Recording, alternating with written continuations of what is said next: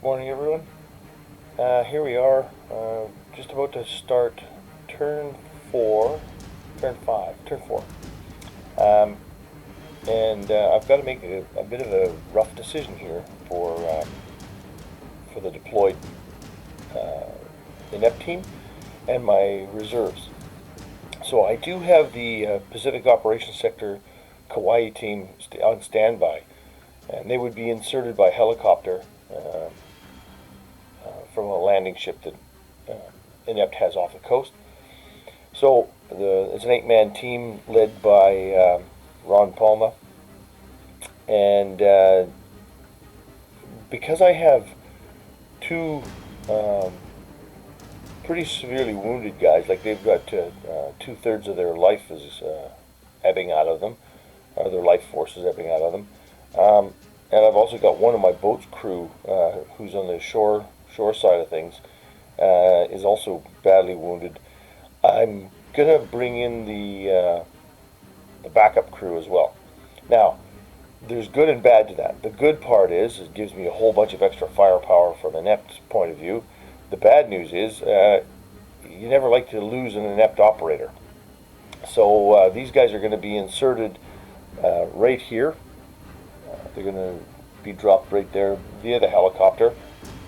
I don't have any drones in this game. Drones are not in the original rules, by the way, but I do use them. I don't have any long-range naval gunfire support, so they're really coming in kind of cold. They'll do a fast rope down, and be ready to go.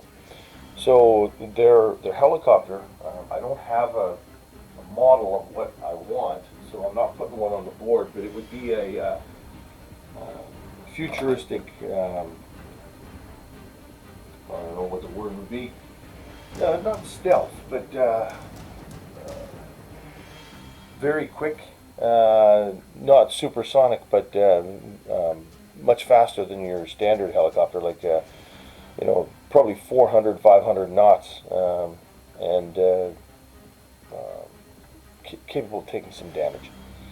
Okay, so we do have a problem with zombies, and we have our inept guys over there ready to rock and roll. So it's inept's turn first, and inept is going to use. I'm going to move my inept team led by Jerbuck or J-Buck to start. And so the first thing I'm going to do is I'm going to move Sutures over to these two. And Sutures could try and heal one guy for 2 wounds. Now, the thing to remember is you can never actually remove the first wound on anybody. If they've been wounded, they've been wounded. That's it. Not so much for monsters, but for operators. So if they've got a wound, they have to keep the original wound. There's just no way to heal it. That's to show that the person is actually taking some damage. And it does have effects on their combat rolls. So what I'm going to do is, Suture is going to try and affect the healing on each of the wounded guys, and she gets both. So 1 wound comes off each of Puddles and Shadow, which is good. And that's why you have a combat medic, because they can keep you guys in the fight. Okay, so Jerbuck is now going to fire at the wounded zombie. He's going to take 3 shots. He gets 2 hits. One's a critical, and that's it. The zombie's dead. So we're going to use this zombie to replace the one that's laying down here, the dead guy, the one the mercenary they killed last turn. So Jerbuck's gone. Unfortunately, Kazak has to reload. So then we have K-Knight is going to fire his auto shotgun again, and oh my goodness, he gets 2 criticals and a miss. So the 2 criticals, one ends up being a critical, the other was a hit, so that's 5 wounds on this zombie, so he's down. Dale is going to try again with, he's got 2 more reloads after this one for his strike missile system. So he's going to fire template weapon again, and he's going to fire at this guy, and this time, all things being equal, looks like he's got 4 under the template. So here we go. He's got to see if he gets a hit first, and this time he does get a hit. Way to go, Dale. Okay, we've got a 10, a 9, a 7, and a 2. So the 2 would actually not get this guy. The other 3, though, are going to be dead because the spike missile system does D10 plus 3 damage. So if it hits any of those guys, they're basically just incinerated or torn apart. So they're all down. So I just lost 3 more zombies, so that's a good thing. We're going to put Shadow in Overwatch, and we're going to leave these other 2 guys up here on Overwatch as well. That's Lighter and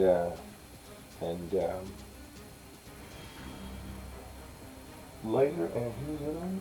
Stinger, Jared. Okay, so Inept team has gone. The Bolts crew I can't do anything with right now, so now the zombies are going to come out and they're going to start moving towards them.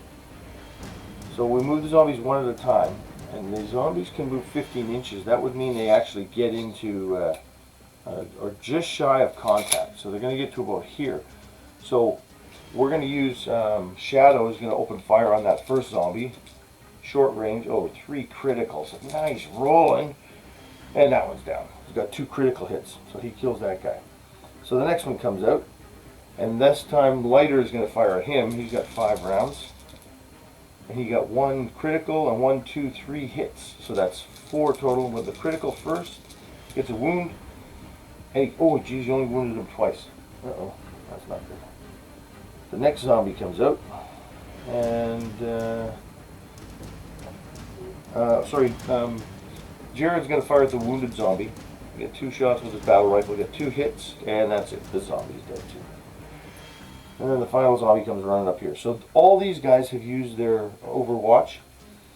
I've got 2 zombies left here. I'm now going to use the Boats crew to fire at those 2 guys. And so I got the 30 mil fires. Yeah, that's 2 hits, 2 wounds, and each wound, of course, does double damage. So he's dead, and the other one gets, oh no, missed on all accounts. The gun jammed. So that's a bit different. That's not. It's a fail, and it's worse than being out of ammunition, because now I have to try every turn to unjam it. Now I use my best skill on my operator. You roll a die. If you roll higher than their skill, it's unjammed. But when you're trying to unjam it, if you roll a 1 again, that's it. The weapon's unserviceable for the rest of the game. So it can be catastrophic, but you also have a chance to repair it. So the 25 mil is jammed. So you can't get bad luck with the 25 mil. That's 1 jam and 1 out of ammunition. And we're only 4 turns into the game. Okay, so we now have just the mercenaries left, and or the elite mercenaries, and 1 what do you call zombie, and the doctor. So the mercenaries are all going to go into Overwatch. I forgot to mention that Code and Spamonte are going into Overwatch. So my next team comes in, and they're going to land. Excuse me. Basically like this. So there you go. This is the Kawaii team. So they're going to take some hits. There's no doubt about it. This guy's going to fire at them. He's going to fire at this young fella right here. That's yeah, he's firing at Jared McLean, and he gets 1 hit. And oh no, the armor caught it. That's good. This guy's going to fire down here at Danielle Hammer Marucci. Oh, he gets 1 hit. And no, it doesn't penetrate the armor. So the armor's holding up. The level 6 armor's doing a good job so far. And we got this guy's going to fire at the IC, Ron Palma. Gets 1 hit. And nope, no penetration. So, battle rifle here from Code is going to fire at the guy in the window. he's going to take 2 shots, and he gets 2 hits. And the 2 hits are, oh, a critical! There we go. So this guy's down. Oh, you gotta love it. You gotta love it. Nice shooting. So that's it for my shooting in response. Because these guys, the guys that just landed, can't fire back. They can't fast rope out and go into Overwatch. So I'm gonna call the game here, mainly because I got to get on to another game that I've been working on that I want to show you. But this game took into account just about everything, or not everything, but it took into a lot of account how Inept works. You can see that it works solo just fine. You can make the solo predictable, or you can make it random, or you can play it just the way you would play it if you were the bad guy, which is kind of how I do it. I like using my my vision of what I think the guys can see to react. So that's what I did with the zombies. I made the one mercenary that I had left. I took away his electronic inhibitor with the doctor back here. So the zombies would go after him, which would put them in range to try and get into Inept. Of course, Inept had so much firepower that they managed to take him out. And the good news is we didn't lose any Inept operators. We had 3 severely wounded operators in total out of, well, 10 that we put ashore. So that's 30% casualty rate if you want to think of it that way. Anyway, thanks for listening. I hope you enjoyed the game. Please give any comments, positive or negative, about how the game went, how I did my filming. I'm still new to this whole video thing, and I appreciate your time. Take care. Happy gaming.